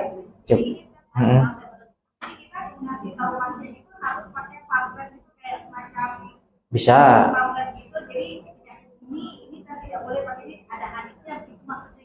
bisa seperti itu diantara caranya ya strateginya, atau dengan tadi ditempel di dinding gitu kan, biasanya ada orang kaligrafi apa gitu ya, kita maka kaligrafi itu juga tulisan Arab kan, hadis Nabi ada artinya gitu ya, jadi ada manfaat. Kalau kaligrafi kan hanya sebatas memperindah, nggak ada terjemahnya. Nah ini mah tulisan Arabnya sambil ada dakwahnya kan bagus, atau melalui pamflet seperti itu. Terus tadi ada tentang bagaimana tentang ada menghadapi orang yang memang seperti itu. Caranya ya tentu kita dengan cara tadi diantaranya ngasih tahu melalui pamflet atau melalui buku. Tapi kebanyakan orang Indonesia nggak suka baca buku misalkan. Maka dengan misalkan memberikan link di YouTube tentang penjelasan itu. Atau bisa juga kita mengaca kepada diri sendiri. Kan di antara kita banyak yang dulunya bening agama teh harus sesuai Quran dan hadis, ternyata mempelajarinya ternyata lebih masuk akal gitu, lebih kena ke hati karena sesuai fitrah. Dan saya dulu misalkan prosesnya saya itu harus melihat dulu pengajiannya, melihat dulu siapa ustadznya, kemudian juga lihat di tempat yang lain jenis pengajian yang seperti itu apakah manfaat, kemudian lihat akhlak jamaahnya gimana, kan gitu kita riset dulu gitu ya. Tidak bisa langsung. Sebagaimana kita dulu berproses, maka kita pun tidak bisa menuntut orang lain seketika itu juga berubah. Maka bisa mengaca pada diri sendiri. Misalkan saya pribadi dulu ya, dulu saya pribadi sama seperti kebanyakan banyak orang lain, seperti kejawen gitu ya. Dulu kan saya pesantren di Jawa Timur. Nah, maka awal mula saya mengetahui penjelasan tentang agama seharusnya seperti ini nolak dulu, wajar. Oh, masa gitu kan gitu. Piye dulu gitu kan. Masa seperti itu. Tapi terus lihat orangnya, kok orangnya jujur, yang mengatakan kelihatan akhlaknya. Bangsa kita itu seneng lihat akhlak. Jadi kalau ada orang bicara agama, ternyata penipu, gak didengar lagi itu, padahal hadis yang di itu. Begitu, iya akhlak, lihatnya jujur ternyata orangnya, dan seperti itu. Maka demikian kita ketika mendakwahi teman tentu perlahan, dan yang pertama yang juga diwanti-wanti oleh para ulama, dan ternyata ini merupakan bagian dari perintah Allah dalam Al-Quran. Allah berfirman, wa in kunta faddan ghalidhan qalbi lan faddu min hawlik. Allah mewanti-wanti kepada Nabi Muhammad sallallahu alaihi wasallam dalam Al-Qur'an bahwasanya apabila engkau keras hatinya, galak gitu ya, bengis, maka mereka akan pergi darimu. Jadi kalau kita kasar, orang bakal pergi dari kita. Itu Allah mewanti-wanti kepada Rasulullah sallallahu alaihi wasallam bahwa dakwah itu lemah lembut dan berproses. Seperti itu. Dan tiap orang prosesnya beda-beda. Ada yang dengan cara dikasih dulu saya dengan majalah bisa. Sekarang kan nggak ada majalah. Dulu majalah As-Sunnah dulu. Baca-baca sendiri, bagus ya ini dan ini. Tapi nggak semua orang suka majalah, sukanya lihat YouTube. Maka ibu cari YouTube-nya yang bagus tentang itu. Nah, mulai kan dengerin 5 menit, habis itu dia ngeklik acara yang lain, goyang-goyang juga. Tapi lumayan 5 menit sudah dia dengar. Nah seperti itu. Jadi silahkan bertahap. Jadi intinya pertama lemah lembut, yang kedua cara ngasih tahu orang itu bertahap, gak bisa langsung. Ini wajib bertahap. Makanya kata Allah dalam Al-Quran, Allah turunkan Al-Quran itu bertahap dulu di zaman Nabi. Kemudian Nabi Muhammad menyampaikan kepada manusia pun bertahap, perlahan. Nah itu ketiga. Pertama lemah lembut, kedua bertahap, tidak bisa langsung.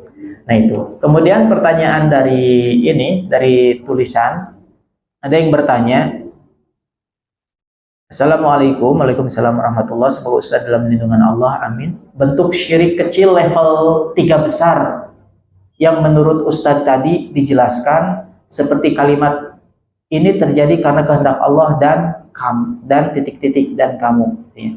Nah, yang dimaksud kalimat ini menjadi syirik kecil itu apakah karena kalimat penghubung dan? Apakah cukup dengan mengatakan ini terjadi karena kehendak Allah tanpa menggunakan kalimat tambah dan? Mohon penjelasannya. Ya, itu dibahas dalam kitab Tauhid bahwa kalau dalam bahasa Arab ada kalimat waw yang kalau dalam bahasa Indonesia itu dan. Masya Allah wa syi'ta, artinya Masya Allah itu ini dengan kehendak Allah, wa dan syi'ta dan kehendak kamu juga. Misalnya kita ngomong gitu ya, ada orang yang udah nolong kita, maka kita bilang Masya Allah wa syi'ta dalam bahasa Arab, ini atas kehendak Allah, kuasa Allah dan juga kehendak kamu mau nolong aku, jadi aku selamat nih gitu. Dengan kalimat wa syi'ta, wa itu artinya dan dalam bahasa Indonesia. Kalau dalam bahasa Arab, kalimat waw ini, wa, itu bermakna selevel, setara. Jadi kalau kita mengatakan Masya Allah wa syi'ta, itu menyetarakan Allah dengan kamu. Itu dalam bahasa Arab. Dalam bahasa Indonesia belum tentu. Tapi kalau dalam bahasa Arab belum tentu. Makanya di sini disebutkan apakah menggunakan kata dan ketika kita menyebutkan kuasa Allah dan juga melalui perantara yang lain, itu termasuk syirik? Jawabannya belum tentu. Kalau dalam bahasa Indonesia, kalau bahasa Arab, ya nggak boleh Masya Allah wa syi'ta, wallahi wa rasulullah, demi Allah dan demi Rasul, itu tidak boleh. Bersumpah kepada Allah dan kepada Rasul, tidak boleh. Maka menyetarakan Allah dan Rasulullah itu tidak boleh. Lantas gimana yang harus kita lakukan? Maka misalkan kita dapat dikasih rezeki ya melalui seseorang, ada yang ngasih hadiah motor misalkan, kan bukan hal yang kecil ya, motor, ngasih motor, akhi ini buat kamu. Kemudian orang yang dikasih itu bilang harusnya mengatakan Alhamdulillah, dalam hati dia memuji Allah, memuji kepada Allah, dan juga kemudian berterima kasih. Terima kasih ya, karena sebab kamu saya mendapatkan motor, sehingga ini bermanfaat bagi saya untuk bekerja. Nah, maka bagi kita agar tidak terjerumus pada kesyirikan, syirik kecil, maka harus kaitkan dengan Allah. Singkatnya dengan mengucapkan Alhamdulillah disertai paham maknanya bahwa ini segala puji bagi Allah. Alhamdulillah, terima kasih ya karena kamu ngasih saya motor, saya bisa kerja lagi. Kan langsung ngomong karena kamu. Jadi seolah-olah itu teh dari kamu wahai fulan. Maka ketika itu kalau tidak Alhamdulillah dulu, maka itu bisa menjadi syirik. Sama seperti kita mengatakan dengan Panadol mah saya sembuh gitu ya. Dengan Panadol misalkan, obat Panadol, sakit kepala saya sembuh. Ini bisa terjerumus kepada kesyirikan. Karena apa? Kita langsung menyebutkan makhluk dulu, padahal yang menyembuhkan Allah. Tapi syiriknya syirik kecil ya, tidak sama dengan syirik menyembah patung, tentu tidak sama. Tapi meskipun demikian itu adalah syirik yang berdosa. Maka caranya gimana biar terbebas dari itu? Caranya dengan puji Allah dulu. Untuk bahasa Indonesia ya, Alhamdulillah, segala puji bagi Allah. Alhamdulillah, pakai Panadol mah sembuh ya. Nah gitu. Karena kemarin dengan Sanmol tidak sembuh misalkan. Apalagi dengan Panadol makin sakit. Ya. Alhamdulillah dengan Panadol mas sembuh. Ini misal ya, kalau saya cocoknya Sanmol gitu. Alhamdulillah dengan Panadol mah, alhamdulillah ada alhamdulillah dulu. Maka wallahu alam dalam bahasa Indonesia ya, itu cukup untuk kemudian tidak terjerumus pada syirik. Maka senantiasa biasakan alhamdulillah dengan disertai kita meyakini maknanya artinya segala puji ini bagi Allah, semuanya karena Allah. Meskipun orang bilang ketika mengatakan iya mah sembuh pakai Panadol mah. Kalau ditanya, yang menyembuhkan mah Allah. Kemudian dia bilang, iya Allah sih, tapi kan ini mah nyebut gini aja. Nah ini tetap nggak boleh dari segi adab. Meskipun dia meyakini yang menyembuhkan Allah, tapi kalau langsung mengucapkan saya sembuh karena Panadol itu kurang adab. Sebagian ulama seperti Syekh Muhammad bin Abdul Wahab itu bagian dari kesyirikan kecil ya, syirik kecil. Tidak menyebabkan keluar dari agama Islam tentunya. Oleh karena itu, sertakan lafaz Allah dalam setiap kita menyanjung makhluk. Alhamdulillah, makasih ya udah ngasih ini. Alhamdulillah gitu. Wallahu taala a'lam. Ada yang mau bertanya langsung dulu Ibu sebelum saya baca pertanyaan? Ini cukup banyak. Silakan. Waalaikumsalam warahmatullahi wabarakatuh.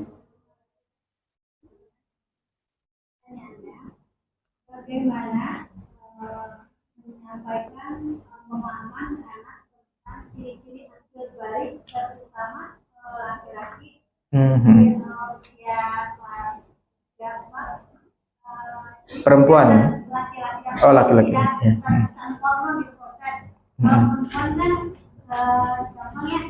Iya.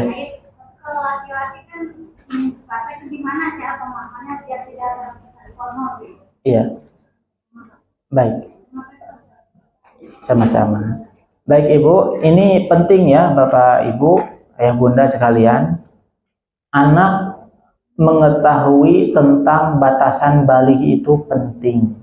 Dan bagi orang tua juga penting, ya.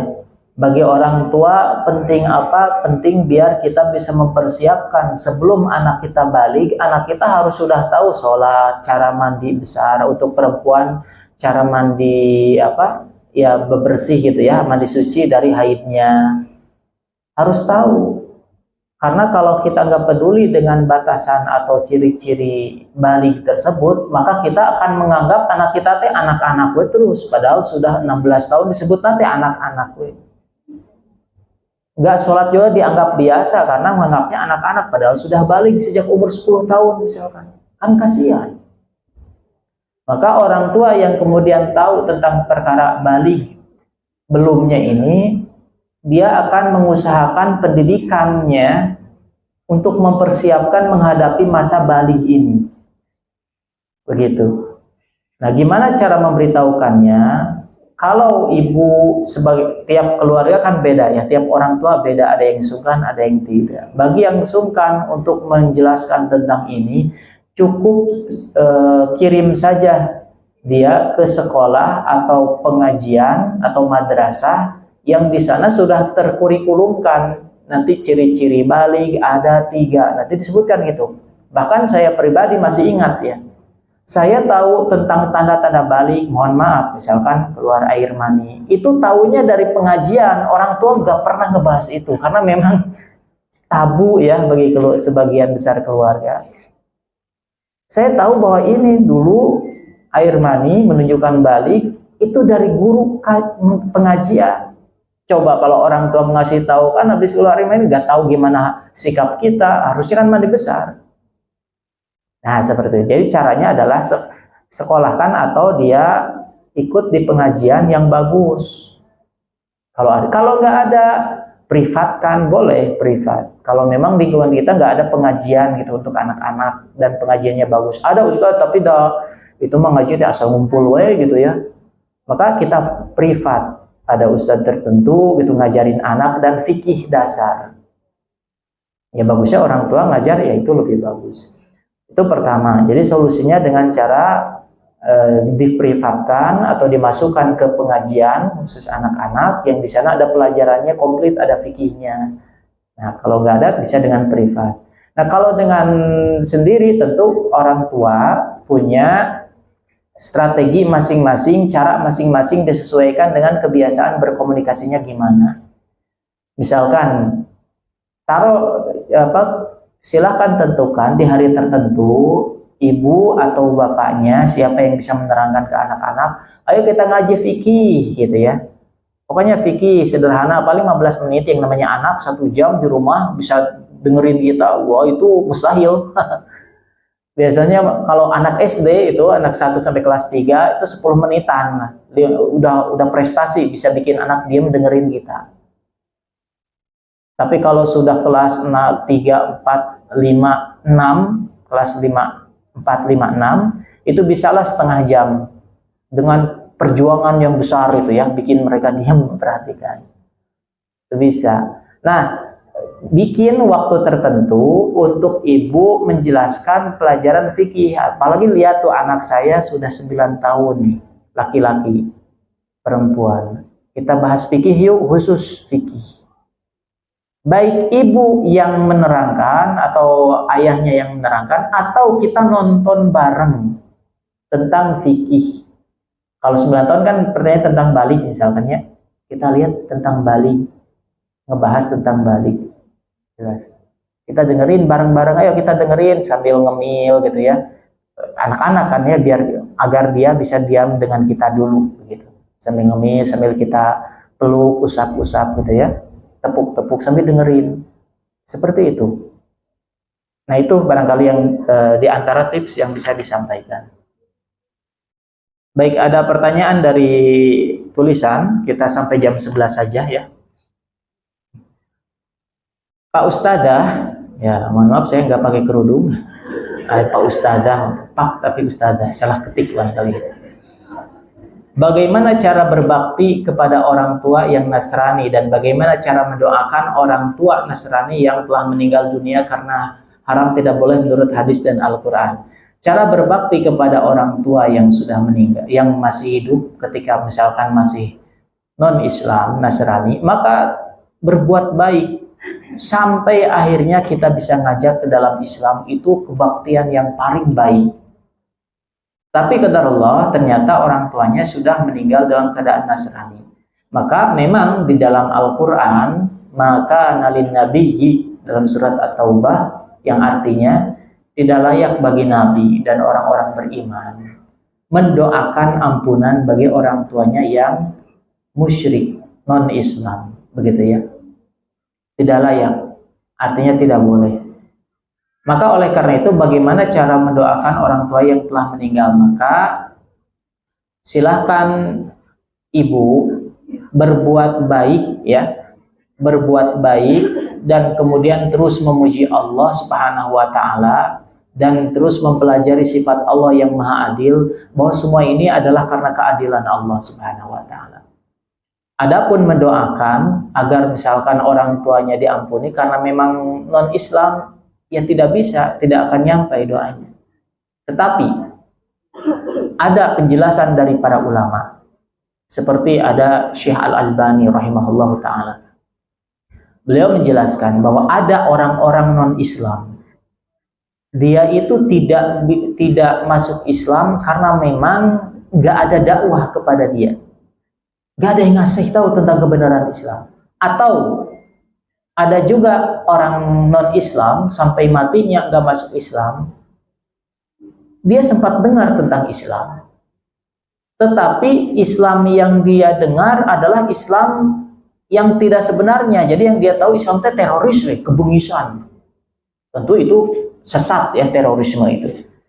Tapi yang dia tahu Islam itu kebengisan, sehingga dia nggak mau mempelajari Islam. Jadi sampai kabar tentang Islam itu kepada dia bukan tentang Islam yang sebenarnya, tapi Islam yang sudah dikacau balaukan, dibiaskan gitu ya, image-nya itu oleh orang-orang yang nggak suka Islam. Maka ketika itu biarkan nasib orang-orang seperti itu sampai meninggalnya, nanti Allah yang akan menentukan di akhirat. Nanti Allah yang akan menentukan. Tapi ketika kita sekarang tidak tahu nasib orang tua nanti di akhiratnya gimana gitu ya, tapi secara umum kita dilarang tidak mendoakan orang kafir. Cukup kita memuji Allah, menyembah Allah. Barangkali nanti di akhirat Allah memberikan keputusan yang memang layak bagi orang tua kita. Karena ada istilahnya dalam syariat Islam, ada ahlul fatrah. Jadi orang yang nggak tahu tentang Islam dengan sebab yang tadi disebutkan, nanti di akhirat oleh Allah akan diuji dengan ujian khusus. Dengan ujian khusus. Kalau berhasil melewati ujian tersebut, lulus gitu ya bahasa kitanya, maka dia akan Allah selamatkan. Tapi kalau tidak lulus, maka dia akan menderita. Nah, maka kita memuji kepada Allah Subhanahu wa taala, memohon kepada Allah untuk memberikan hal yang paling adil. Begitu ya. Jadi tetap kita puji Allah karena nanti nasib di akhirat Allah yang menentukan. Hanya saja berdasarkan bimbingan dari Allah di dalam Al-Qur'an surat At-Taubah, dari segi doa, kita tidak boleh mendoakan non-Islam dengan doa-doa pengampunan, karena itu tidak akan berarti. Cukup nanti serahkan pada Allah saja apa yang Allah lakukan. Baik, seperti itu. Ternyata sudah jam 11 lebih ya. Masya Allah, tidak terasa. Barangkali itu yang bisa saya sampaikan. Ya. Mohon maaf atas segala kekurangan. Semoga Allah Subhanahu wa taala memberikan kita kesabaran dan juga ilmu yang tepat, karena dengan ilmu yang benar maka semakin kita mendapati betapa adilnya agama Islam ini, betapa masuk akalnya agama Islam ini, karena agama Islam adalah sesuai dengan fitrah, sehingga dalam agama ini akan kita temukan gimana cara mendidik anak yang kemudian menyebabkan anak kita menjadi bermanfaat di dunia dan di akhirat. Sekian yang bisa saya sampaikan. Wassalamualaikum warahmatullahi wabarakatuh.